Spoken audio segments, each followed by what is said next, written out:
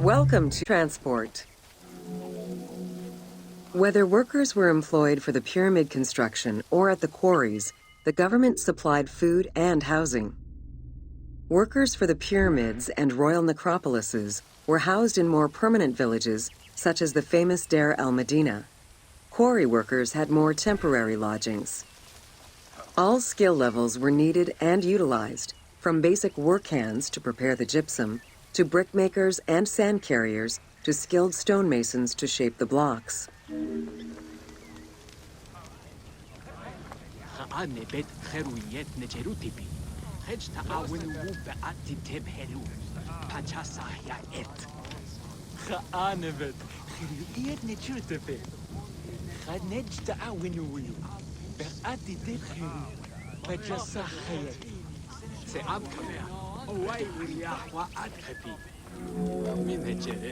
Skilled architects and engineers were employed year-round, while support labor were often farmers who worked on the quarries or construction. The basic laborers were hard-working and versatile. Many may have been farmers who joined the construction during the off-season. Hieroglyphs found in the work villages listed as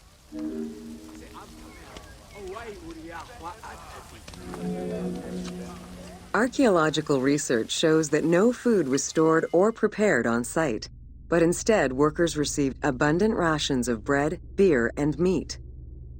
These rations were taken care of by an administration outside the village. Medical treatment was also available for those who were injured.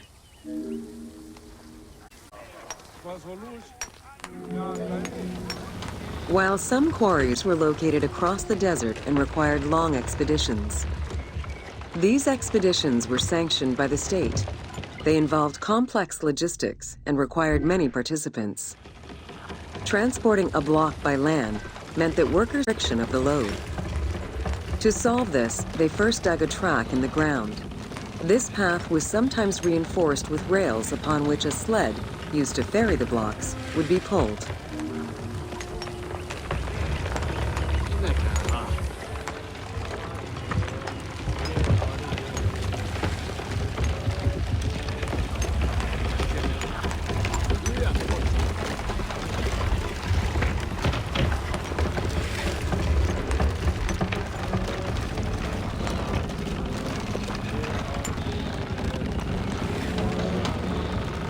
Whenever possible, blocks were toppled from a higher elevation onto the sled. Workers then poured water onto the clay at the front of the sled, creating a slick surface to more easily move the load. It wasn't until the New Kingdom that animals were used to tow the burden.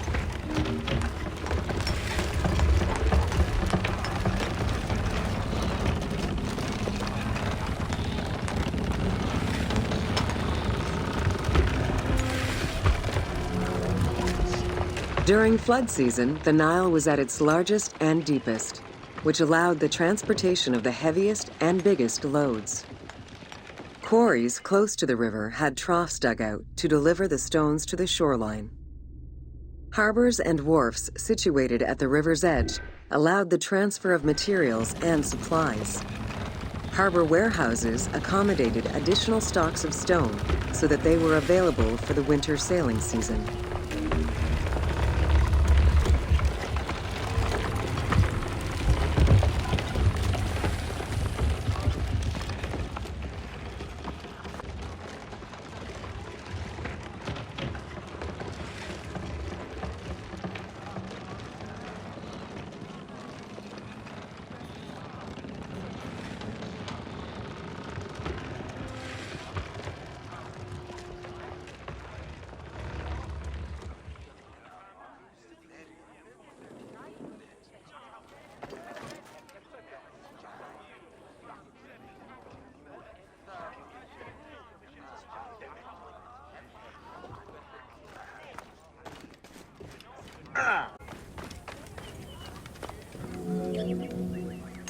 The deed load intended for the Khufu Pyramid that weighed in at 70 to 80 tons, or 30 blocks.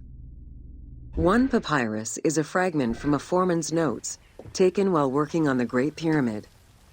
It details the transportation of limestone blocks from the Tura quarries to the construction site of the pyramid. The other papyri are shipping logs containing archives of the sailors assigned to sail the Red Sea and the Nile.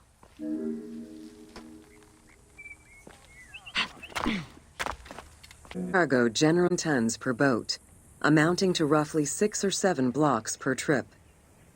For heavier loads such as obelisks, monolithic pillars, or gigantic statues, larger boats were used.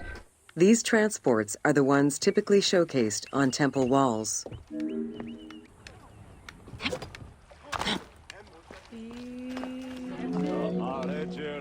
Was the most efficient way to ferry stone blocks between the quarry and the construction site.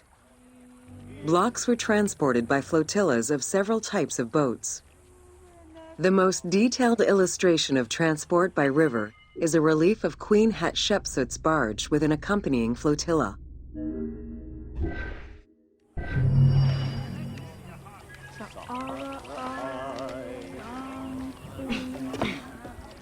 Emma